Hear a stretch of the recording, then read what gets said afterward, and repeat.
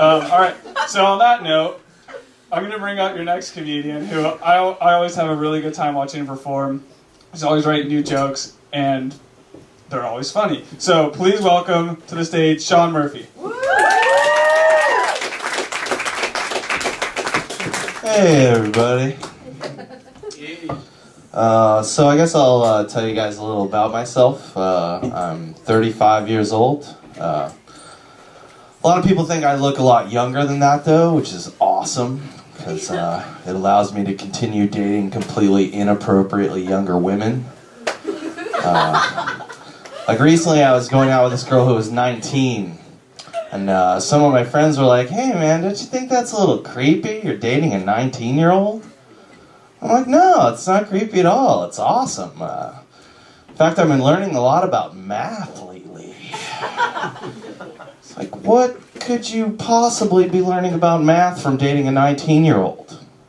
I was like, well, I walk around all day constantly asking myself the question, how many times can 35 go into 19? And the answer apparently is a lot. I'll tell you guys something else about being 35. I do not know at what age you stop masturbating. All I do know is that 35 is not it. You know? Some of my friends are like, Sean, I think you have a low self-esteem. And I'm like, that's impossible, because apparently I consider myself such a hot piece of ass, I just can't keep my hands off myself. I don't know what that's about.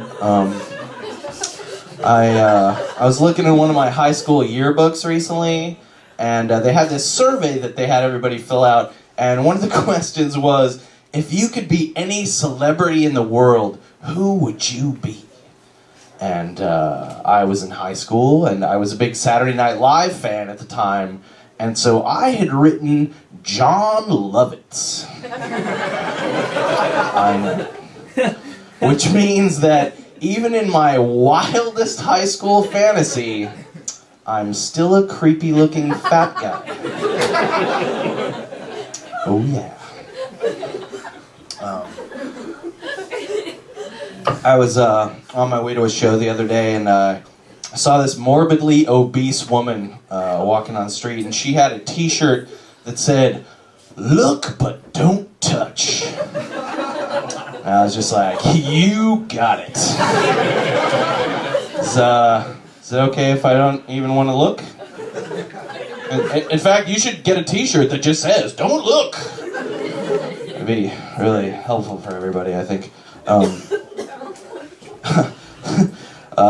That same day, actually, I accidentally bumped into a stranger on the street, and he was like, "Hey man, you got a problem?" And I was like, "Buddy, I have tons of them, okay? Do you want me to go alphabetically or by order of severity?"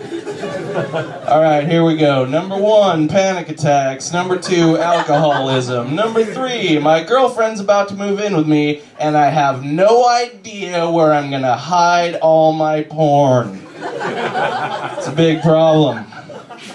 Does this satisfy your question? Thank you. Moving on with my day. The other day my friend was like, "Hey man, you wanna go out on my boat with me this weekend?" Like, nah, I can't go on boats. Like, oh, what's the matter? You get seasick?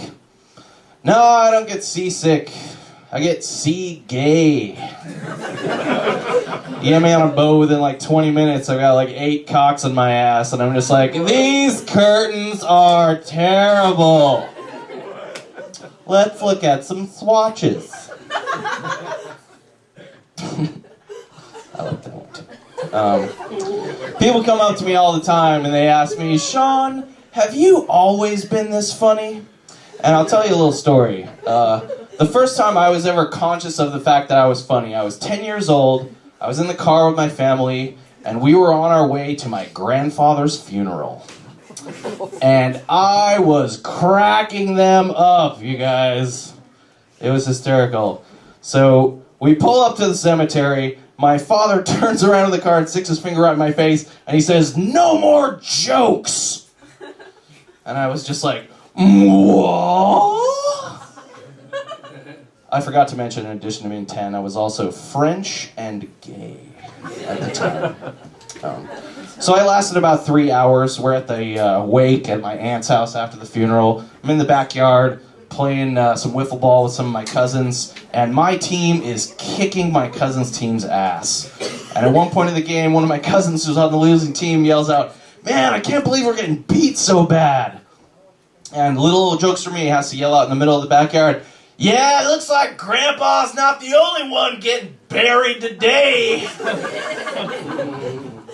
And that's the story of the last funeral I was invited to. Okay, looks like I'm running out of time up here. I'll leave you guys with this. I've come to the conclusion recently, I've been reading a lot about religion, and I've come to the conclusion that Eastern religions are superior to Western religions, just because they're so much more peaceful, you know. Like, if you put a bunch of Christians and a bunch of Muslims in a room together and come back after a few hours, you're like, "Hey, what do you guys think?"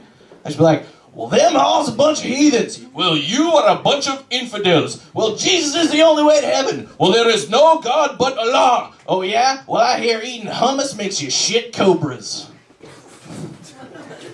"Oh, yeah? Oh, yeah? Well, get a load of this. We hear John Wayne was gay." What? I mean, you know, it's just a recipe for trouble.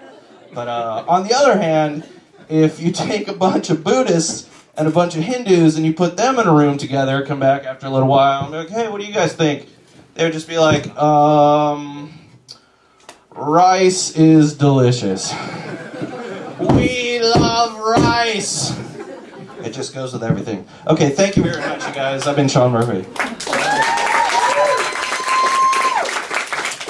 Sean Murphy.